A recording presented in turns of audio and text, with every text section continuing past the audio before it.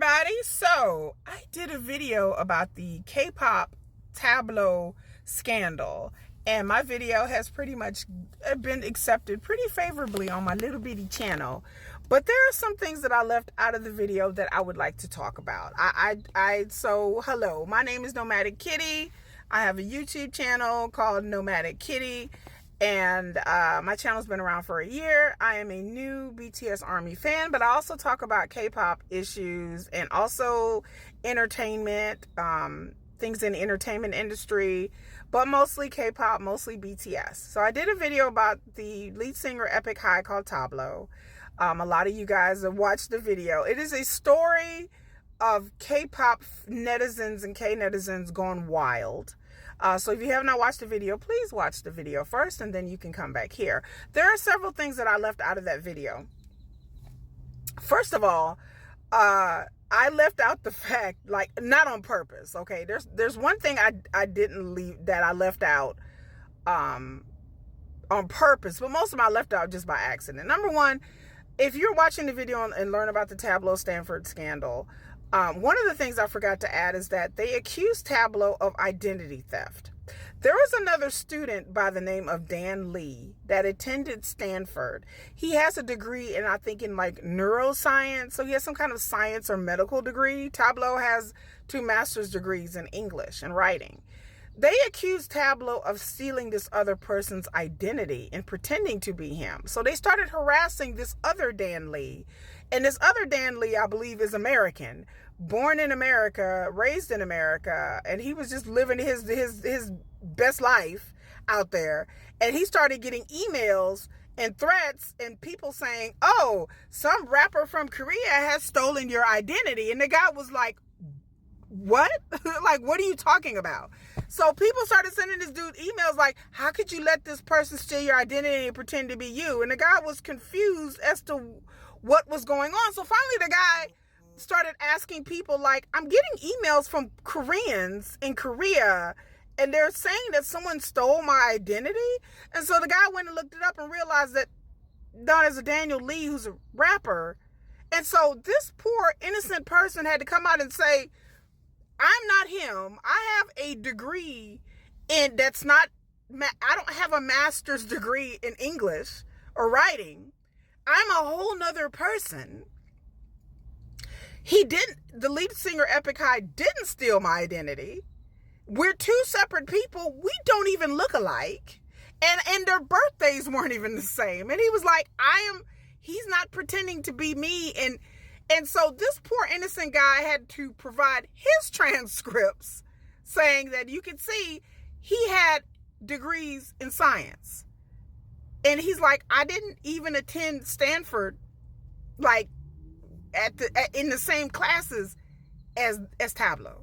So that was part of the collateral damage that I inadvertently left out. I was trying to make the video as concise as I could. So I inadvertently left it out. Another part of the video that I left out was that this group also claimed that they had contacted the FBI. So they had claimed to Tablo and other people that they had contacted the FBI. Now, as to why they would contact the FBI, whether somebody had falsified some records or not, is beyond me and cuckoo for Cocoa Puffs. But yes, they were claiming that they were so pressed and so bothered that these mofos had contacted the FBI. The FBI over some school records. Let that sink in. Again, this is one of the most unhinged K-pop stories I have ever heard. Like, I have not, if y'all can think of a story more unhinged than this, then please let me know in the comment section. But I have yet to run across any story as unhinged as this. This is the unhinged of the unhinged. This is a very, very unhinged story. And for something that it wasn't a dating scandal or a smoking scandal or he drove drunk or anything like that. This was none of that. He had degrees and they were claiming that he had lied. And again, another part I didn't put in the video that I kind of left out is that these people were contacting the staff at Stanford and accusing them of being part of some grand conspiracy. Let me say that again for the people in the back. Y'all ready? Okay. They were contacting officials, the dean of students at Stanford, and accusing Tablo of paying the teachers and the people off, and that Stanford was part of this conspiracy. As if Stanford had nothing else better to do, to be part of some Korean rapper's conspiracy. Yeah, that's unhinged. Then we're going to get to the website. So the part that I didn't include in my video as well is that on the website, there were hundreds of thousands of people. When Korean officials started to go research this website, and they've taken this website down, but you can still find screenshots online like I did. This website had over 100,000 viewers. So, which is understandable, because once this got out to the national media, people started to go to the website just out of curiosity. But what I didn't also put in there is that they had 10,000 people, tens of thousands of people signed up to this website. And then on the website, they had a message board where hundreds and thousands of people were signed up to this message board. So again, this is not like, yes, there were few people. There were 3 or 4 people that were fined. There were 1, 2, 3, I think 3 people that went to jail. One guy was a 57-year-old guy that turned out to start the website and be the ringleader of all of this. And when these people's names got out who did this, and you can look it up online, when these people's names got out, these people had the nerve to get upset at the judges because their names are linked, and then they in turn were being harassed. The nerve. These mofos was like, oh, we're being harassed and we're being targeted. You done harassed and targeted Tablo for years. And then the people tried to claim, oh, well, this is just a misunderstanding. It's just a misunderstanding. Like, we didn't mean for it to do all of this. Nah, bro. No. Don't do that. Like, don't do that. You don't get to claim to be the victim after you victimize somebody else. Like, this is the unhingedness. And nothing really has changed. So we come to this day, and I'm going to speak again. I've had other videos about the Kim Soo Hyun and the Kim Soo Hyun thing. So Kim Soo Hyun, if you can, I have a playlist where I talked about Kim Soo Hyun and her. She's a Korean actress that took her life earlier this year. I believe in February. She took her life, right? Sad, tragic. May she rest in peace. Ever since then, literally 3 weeks after she took her untimely took her life, her parents have come forward saying that she was having a relationship with another actor, Kim Soo Hyun. Kim Soo Hyun apparently is a famous actor. I'm not into K-dramas like that. I like K-dramas, but I don't watch K-dramas. I'm a K-pop kind of girl. I do watch K-dramas, but mostly they're like period ones. That's the only K-dramas I like. They better take place in the past, because I only like the historical ones. Like, I like The Kingdom, and I like horror ones like Sweet Home and stuff like that. I don't watch the cutesy romantic K-dramas. So before you try to get at me and tell me I'm some Kim Soo Hyun fangirl, baby, I'm not that. Like, never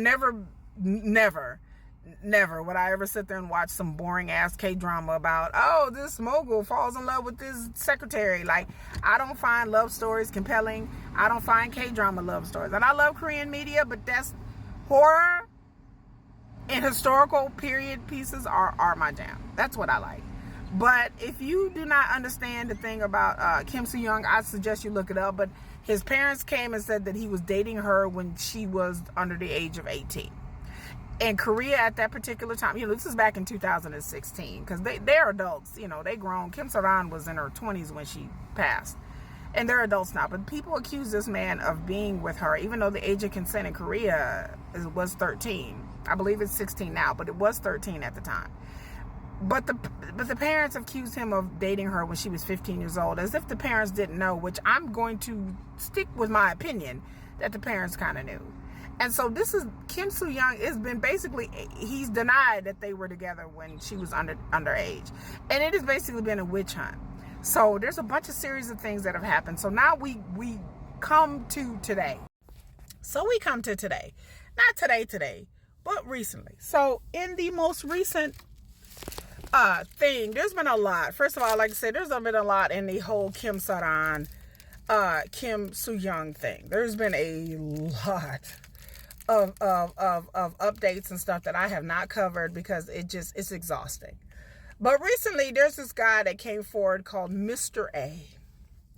Mr. A contacted a YouTuber by the name of, I think his name is Gero Sero News or something like that. But anyway, they're a Korean YouTuber who claims to be an investigative reporter. Child, honey, yeah, honey, hunty. Claims to be an investigative reporter. And Kim Soo Hyun's family came out and said, oh, we got a Mr. A. Mr. A is laying in a hospital bed and he was viciously attacked because he has audio of Kim Soo Hyun saying that she was in a relationship with Kim Soo Hyun. We have audio. The netizens, the people on the internet was rubbing their hands together and they like, bitch, we got him now. I knew it. There you go. And so Mr. A claimed that, oh, he got attacked. He had this audio. He don't know if Kim Soo Hyun people came for him, mafia style. And he was stabbed, 10, 11, 12, 30 times. And he had hospital receipts and hospital bills and medical records. And then he presented the audio and Kim Soo Hyun saying that her and Kim Soo Hyun got it on when she was under the age of 18 and blah, blah, blah. And she said she was, 14, 15 years old when they first started dating. And everybody was like, case closed, bitch. Case closed. Well, I listened to this audio and I'm like, I'm like, well, people, y'all do know that, like, you can download an app and clone people's voices. It's not hard. There's an app you can download. There's a website you can pay about $5, $6, $7. People use it to create like covers of songs with famous people, famous people singing other songs. People have done it with BTS, K-pop singers where, I wonder what it like for this group or this singer. I want Jungkook to sing a Stray Kids song. People have done that with voice cloning. People have disguised their voices where you can talk into some of these apps and some of these websites and then your voice can come sounding like Trump or Biden or whatever. So I was like, y'all do know these apps exist. So you can take an interview or somebody's voice in a TV show and you can clone it. It's not hard. It's not anything new. But people went with it.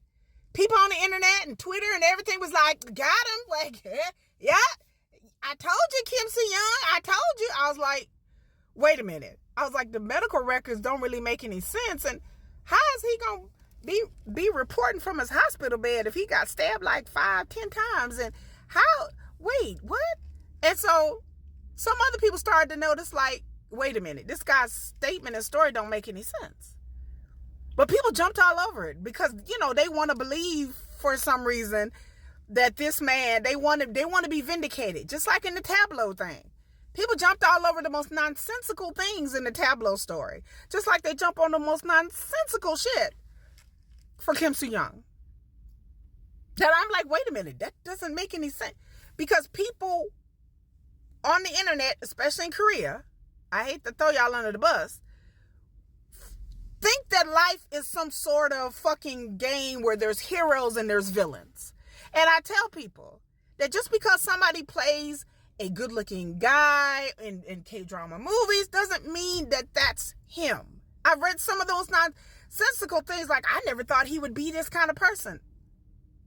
Be what kind of person? Somebody that dates? He's playing a character in a movie or TV shows. That's not really him. Like, y'all know he's an actor. It doesn't mean that his characters reflect him. He plays a lot of love interests and, the happy-go-lucky bachelor or the hero, the good guy. That's not real. He's just a role. It's not really him. And then things would come out where he cheated on Kim Soo Hyun and he wasn't nice to her. Again, is it legal? Is it illegal? It's not illegal to be a bastard. It's not illegal to cheat. To not be a nice person. Just because you're an idol doesn't make you a good person. Just because you're an idol does not make you a good person. I'm going to say it again for the people in the back. Just because you're an idol, whether in the music or the acting industry, doesn't make you a good person. The fact that Korean society just believes that in order for you to achieve some sort of fame, that you have to be this good, humble person. When the entertainment industry, whether you're talking about America or Korea, is very vapid, it's very cutthroat, it's very superficial. It's a lot of PR and marketing and smoke and mirrors and image. It's very image conscious. Everybody should know this by now. This is not a secret. Your idols are dating. Your idols are cheating. Your idols are hooking up. Your idols are vain. Your idols are bitches. Your idols are bastards. They're cheaters. They're liars, just like everybody else in the rest of society. They're human beings. Some of them are greedy. Some of them are really materialistic. Some of them are rude. Just like in real society. Grow up. So Kim Soo Hyun, this Mr. A, was like, oh my God, People started questioning it. Eventually, 2 and 2 didn't equal up to be 4. And it turns out that Mr. A was pressured because people was pouring on the heat going, wait a minute, this don't make no sense. He even released the audio to Kim Soo Hyun's, he owns a agency called Gold Medal or Gold Medalist, he's a talent agency. They released the audio to him, trying to muddy the waters, I guess. It will make a long story short, the audio's fake. It's AI. The guy was laying up in the hospital. It's a lie. He wasn't stabbed. He wasn't assaulted. None of that was true. He made the whole thing up. Why did he make it up? Oh, I was having problems with my wife and my wife, she's not Korean and we were having problems and I had a mental breakdown and I just made this up, and anybody could see that I wasn't in a hospital bed. I mean, I didn't think anybody would really believe it. And yeah, I did clone Kim Soo Hyun's voice, and Sir, you deserve to be sued into oblivion. So this was just some man that decided that he wanted attention and he was probably having a problem with his wife. I don't understand how having problems with his wife would make you go make something up and send it to the media and send it to Kim Soo Hyun and Kim Soo Hyun's family. I don't know. I don't know if this is a setup. Is this a shakedown? I don't know whether the guy is really telling the truth. Was he really working with the family? People can go ahead and speculate as you will. However, this is just showing how fervent this is to dogpile on Kim Soo Hyun. That this is relentless. Relentless. So I tell people, before you dogpile on somebody, wait till all the information come out first, y'all. I told people, I said, why can't y'all just wait until all the information? There hasn't been no information that Kim Soo Hyun was underage and they were dating. I need to see proof. People can spread rumors. People can say, well, this person is doing this, doing that. I need to see proof. And then at the end of the day, unless it's something illegal or lawful, it's really none of our business what relationship he had with Kim Soo Hyun. Is it illegal? If it's something illegal, then the parents need to get information, gather it up, and then take it to the police.